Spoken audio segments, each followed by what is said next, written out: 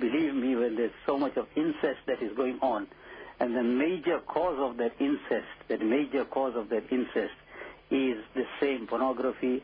It is the same viewing of this haram on the internet and haram on the cell phones.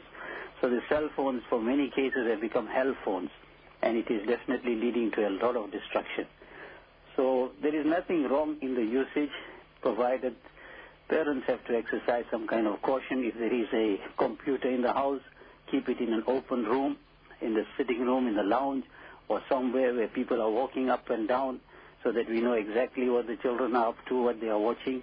And of course, keep on developing within the child's heart that khawf-e-khuda, and that sudden death can come. That's not only for the child, but even for the adults who are hooked on this filth, that they have to understand that just as we have instant pudding and instant coffee and instant everything these days, there are instant deaths.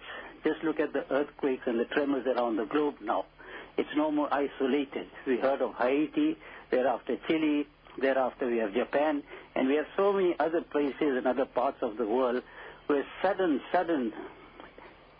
shake of the ground or some other kind of calamity and disaster, and everything is gone and thousands of lives are lost.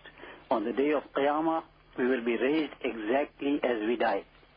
If the person died in a state of Iman, he will be raised as a Muslim, as a believer on the day of Qiyamah.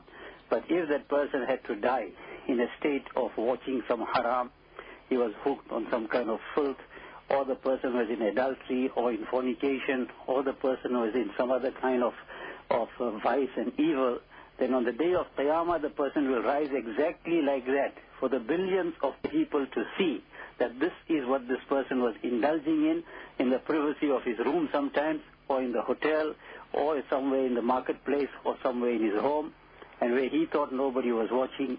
So what kind of embarrassment, shame and disgrace that would be. But that is the akhirat. And always when we talk about the akhirat and the hereafter, then we all say, well, that is very, very far away. But what about the life in this world?